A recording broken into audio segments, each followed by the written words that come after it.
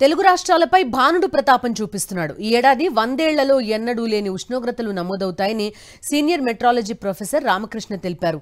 గాలిలో తేమ శాతం తగ్గిపోవడంతో పాటు భూమి సముద్ర వాతావరణంలో వ్యత్యాసంతో ఎండ తీవ్రత ఎక్కువగా ఉంటుందంటున్నారు. అంతేకాకుండా 47 డిగ్రీలకు పైగా గరిష్ట ఉష్ణోగ్రతలు ఉంటాయని ప్రజలు తగిన జాగ్రత్తలు తీసుకోవాలని సూచిస్తున్నారు. రాబోయే రోజుల్లో ఎండల తీవ్రత ఎక్కువగా ఉంటుందన్న మెట్రాలజీ ప్రొఫెసర్ రామకృష్ణతో మా ప్రతినిధి అనిల్ ఫేస్ టు ఫేస్.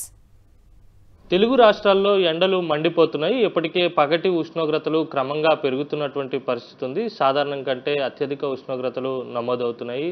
మనతో పాటు ఇదే అంశానికి సంబంధించి మాట్లాడేందుకు మెట్రాలజీ సీనియర్ ప్రొఫెసర్ రామకృష్ణ ఉన్నారు. మాట్లాడదాం. ఈ ఏడాది one of the 3 hot years of the century అని ఆల్రెడీ ప్రపంచవ్యాప్తంగా డిక్లేర్ చేశారండి. ఇప్పుడు మనకి ఉన్న టెంపరేచర్స్ ఇప్పుడు విశాఖపట్నం ఫర్ ఇన్స్టెన్స్ 36 డిగ్రీలు ఉంటే అది ఫీల్ లైక్ 46 డిగ్రీస్ లాగా ఉంటుందన్నమాట. అది ఏంటంటే హ్యూమిచర్ అని ఒక కొత్త ఇండెక్స్ కన్సిడర్ చేస్తున్నారు. అది హ్యూమిడిటీ ప్లస్ టెంపరేచరే కాదు, హ్యూమిడిటీ వాల్యూస్ కూడా ఎలా ఉంటే దాన్ని బట్టి డిస్కంఫర్ట్ అది కొంచెం నిర్ధారిస్తున్నారు. ఆ విధంగా ఏంటంటే మనకి టెంపరేచర్స్ బయట మెజర్ చేస్తే 36, 37 ఉండొచ్చు, కానీ మనం మటుకు ఫీల్ అయ్యేది దగ్గర 43, 44, 45 అలా ఫీల్ అవుతాం అన్నమాట.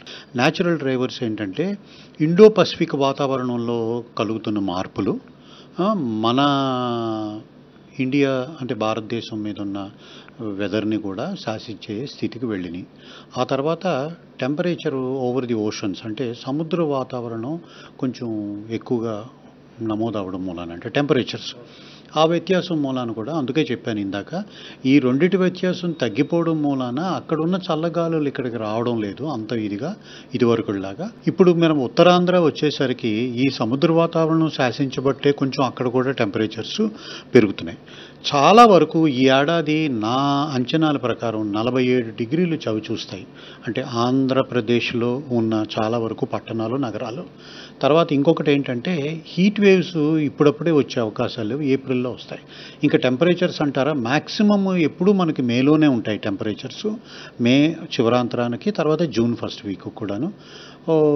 మే కన్నా ముందుగానే అంటే మే మొదటి వారంలోనే మనం మ్యాక్సిమం టెంపరేచర్స్ చూసే అవకాశాలు లేకపోలేదు. మే నెలలో రావాల్సినటువంటి ఉష్ణోగ్రతలు ఏప్రిల్ నెలాఖరి మే మొదటి వారంకే వచ్చేటువంటి సూచనలు ఉన్నాయి. అత్యధిక ఉష్ణోగ్రతలు కూడా నమోదయ్యేటువంటి అవకాశం ఉంటుంది కనుక ప్రజలు తగిన జాగ్రత్తలు తీసుకోవాలి. అలాగే కోస్తా తీరం వెంబడి ఉన్నటువంటి ప్రాంతాల్లో కూడా అత్యధిక ఉష్ణోగ్రతలు నమోదయ్యేటువంటి సూచనలు ఉన్నాయని రామకృష్ణ స్పష్టం చేస్తున్నారు. జర్నలిస్ట్ అప్పలరాజుతో కలిసి అనిల్, సాక్షి టీవీ, విశాఖ నుంచి.